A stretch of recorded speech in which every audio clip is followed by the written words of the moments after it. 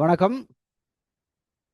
இந்த பதிவு ஒரு பயிற்சி நோக்கத்துக்காக மட்டும் கொடுக்கப்படுது. அதனால பயிற்சிக்கு மட்டும் பயன்படுத்துங்க. ரெக்கமெண்டா எடுத்துக்காதீங்க. இது வந்து பார்த்தீங்கன்னா, நம்மளுடைய யூடியூப் சேனலு. இதில டெலகிராம் லிங்க் குடுத்துருக்கேன். நிஃப்டியோட லைவ் அப்டேட் டெய்லி குடுத்துட்டுருக்கேன் மார்னிங். அதுவே உங்களுக்கு ட்ரேடிங் சப்போர்ட் ஆகும். முடிஞ்சா கலந்துக்குங்க. கனெக்ட் ஆகி செக் பண்ணி பாருங்க எப்படி இருக்குன்னு. டெய்லியும் வந்து 7 to 8 வந்து பிகினர்ஸ் கிளாஸ் இருக்கு. Monday to Saturday. அதனால முடிஞ்சா வாய்ப்பு இருந்தா அதில கலந்துக்குங்க.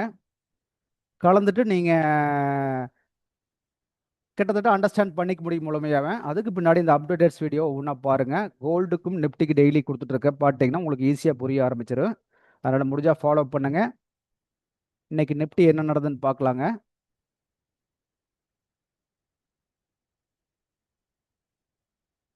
நிஃப்டி பார்த்தீங்கன்னா, இன்னைக்கு ஒரு நல்ல அப் மூவ்மெண்ட். அதாவது ஏற்கனவே இது ஒரு ரெசிஸ்டன்ஸு, இது ஒரு ரெசிஸ்டன்ஸ் குடுத்துருந்தோம். இது ஒரு சப்போர்ட்டா குடுத்துருந்தேங்க. காலையிலேயே டெலிகிராம்ல, வாட்ஸ்அப்ல எல்லாம் குடுத்துருந்தேன். அது பாருங்க மார்க்கெட் வந்து நேத்து இங்க க்ளோஸ் ஆனது. இங்க ஒரு கேப் டவுன்ல ஓப்பன் ஆயிருக்கு. ஓப்பன் ஆகி கீழ வந்துட்டு அப்படியே மேல கொண்டு போயிருக்கான். போனவன் அடுத்த சப்போர்ட் போய் ஸ்டாப் பண்ணிட்டான். இப்ப பாருங்க இது ஒரு ஹையா இருக்குது. அடுத்து இங்க ஒரு ஹையா இருக்குது. அதுக்கு கீழ ஹை. இப்ப போய் இங்க நிக்குது. இப்ப என்ன பண்ணணும்? ஒண்ணா இதை உடைச்சிட்டு மேல போகணும். இதுக்கு மேல போய் பாடி க்ளோஸ் வைக்கணும். அப்போ 1 ஹவர்ல பை ட்ரெண்டுக்கு வரும். அதுவரைக்கும் இது செல் ட்ரெண்ட்ல தான் இருக்கு. ஆனா லோவ உடைக்கல. அதை கவனிச்சு பாருங்க. லோ உடைக்கலைங்கும் போது அவன் மேலே போகிறக்கு ட்ரை பண்ணுறான்னு தெரிஞ்சுக்கணும். பார்த்தீங்கன்னா ஈக்குவல் லோ தான் வச்சிருக்கான். 3 டைம் இங்கே இருந்து புறப்பட்டவன் ஈக்குவல் லோ வச்சுட்டு தான் மேலே போயிருக்கான். இது விக்கு முன்ன பின்ன இருக்கு. இதெல்லாம் கவனிக்காதீங்க. நீங்கள் பாடி கவனிச்சு பாருங்க. அந்த சப்போர்ட் லைன்ல இருந்த ஏரியாலேருந்து மேலே போயிருக்கான். அப்போ இதை தாண்டி அவன் எதுவுமே நடக்கலை அப்படிங்கிறத அண்டர்ஸ்டாண்ட் பண்ணிக்கங்க. மாற்றி மாற்றி பார்த்தீங்கன்னா இந்த லைன் தான் இந்த லெவலுக்கு வந்து போட்டு மேலே போகிறான். இப்பவும் போய் ஒரு ரெசிஸ்டன்ஸ் நின்றுருக்கான். இது வந்து இனி நாளைக்கு கேப் டவுனா கேப் அப்பான்னு நம்மளுக்கு தெரியாது. ஒரு சமயம் இங்கே ஓப்பன் ஆகி மேலேக்கு போகலாம். ஏன்னா டெய்லி ஒரு நியூஸ் வந்துருக்கு. நேற்று இங்கே வந்திருக்குது, இன்னைக்கு இங்கே ஓப்பன் ஆயிருக்குது. முன்னத்த நாள் பாருங்க இங்கே ஓப்பன் ஆயிருக்குது. இது கேப் இல்லை, இது கரெக்டாக ஓப்பன் ஆயிருக்கு. அதுக்கு முன்னத்த நாள் பாருங்க ஒரு இங்கே க்ளோஸ் ஆயிருக்குது, இங்கே ஓப்பன் ஆயிருக்கான். இங்கே க்ளோஸ் ஆயிருக்குது, இங்கே ஓப்பன் ஆயிருக்கான். அதான் நியூஸ் டெய்லி ஒரு நியூஸ் வந்துட்டு இருக்குது. நம்ம ட்ரம்ப் ஒவ்வொரு நாள் ஒவ்வொரு நியூஸ் சொல்றாரு. அதுக்கு தகுந்த மாதிரி மார்க்கெட்டு அதனோட ரியாக்ஷனை கொடுத்துட்டு இருக்குது. அப்போ வந்து பார்த்தீங்கன்னா நியூஸ் பெருசாக நம்ம எடுத்துக்க வேண்டியதில்லை. நம்மளுக்கு நியூஸும் தேவை கிடையாதுங்க.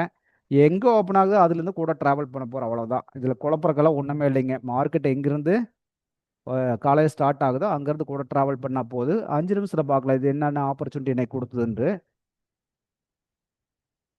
நேற்று கிட்டத்தட்ட வந்து ஒரு செல் ட்ரெண்டில் தான் நின்னுது மார்க்கெட்டு. அதை காட்டுறேன். நேற்று ஆக்சுவலாக இந்த லெவல் உடைக்கும் போதே செல் ட்ரெண்டுக்கு வந்துருச்சு மார்க்கெட்டு. பட் வந்து இந்த இடத்துல வந்து ஹோல்ட் ஆயிருக்கா நேற்று. அப்போ வந்து சப்போஸ் இன்னைக்கு இங்கிருந்து மேலே போயிருந்தா போயிருக்கலாம். பட் அவன் போல. ஆனால் செல் ட்ரெண்டுக்கு வந்து நின்றுட்டு இருந்தான்.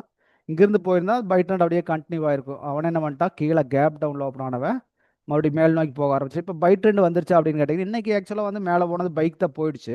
ஆனால் கணக்கு பார்த்தீங்கன்னா இதுக்கு மேலே போய் பாடி க்ளோஸ் பண்ணால் பை ட்ரெண்ட் அப்படின்னா இங்கே க்ளோஸ் பண்ணிட்டா அப்படிங்கும் போது இந்த பை ட்ரெண்டுக்கு வந்துட்டான்னு தெரிஞ்சுக்கணும் நம்ம.